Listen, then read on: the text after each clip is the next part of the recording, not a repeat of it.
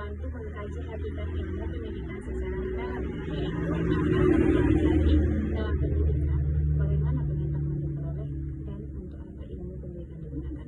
Dengan filsafat ilmu pendidikan tidak hanya dipandang sebagai kegiatan mengajar, tetapi juga sebagai objek kajian, metode ilmiah, teori serta nilai kemanusiaan. Filsafat ilmu memperkuat eksistensi keilmuan pendidikan karena pendidikan disusun berdasarkan metode dan pemikiran rasional. Teori pendidikan dapat diuji kebenarannya seperti pendidikan memiliki dasar ilmiah dan etis. Filsafat ilmu juga menekankan nilai moral, keadilan, kemanusiaan, tanggung jawab, dan karakter dalam pendidikan. Kemanusiaan dan tanggung jawab. Dengan demikian, pendidikan tidak hanya menghasilkan peserta didik yang cerdas, tetapi juga berakhlak dan bermanfaat bagi masyarakat. Pendidikan yang bermakna dan bernilai memperkuat pertimbangan ilmu, karena pendidikan yang bermakna pendidikan yang rasional dengan kehidupan peserta didik mengembangkan potensi manusia serta membentuk karakter dan keterampilan berpikir.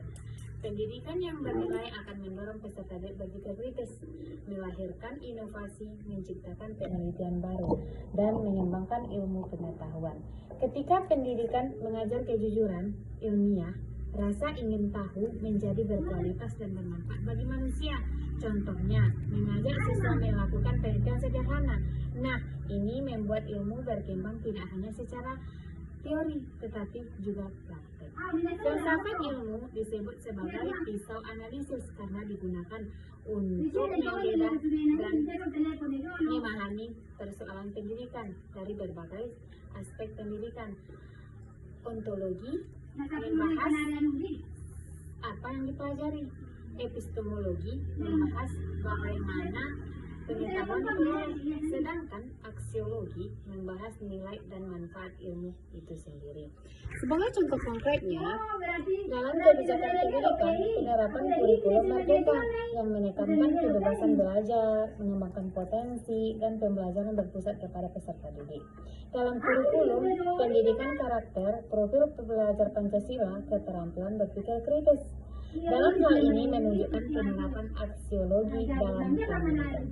Dalam proses pembelajaran, contohnya, guru menggunakan pembelajaran berbasis masalah, peserta didik berdiskusi, eksperimen, dan berreaksi pembelajaran.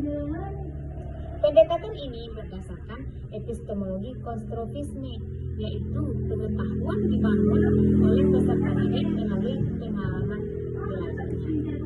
Kesimpulan, filsafat ilmu penting dalam memperkuat ilmu pendidikan melalui kajian ontologi, epistemologi, dan aksiologi. Pendidikan yang bermakna dan bernilai dapat mendorong perkembangan ilmu yang tidak hanya cerdas secara akademik, tetapi juga bermanfaat bagi kehidupan manusia dalam praktek pendidikan. Filsafat ilmu menjadi dasar dalam penyusun kebijakan, kurikulum, dan proses pembelajaran agar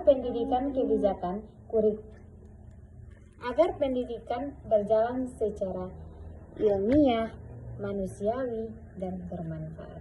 Sekian penjelasan dari saya. Assalamualaikum warahmatullahi wabarakatuh.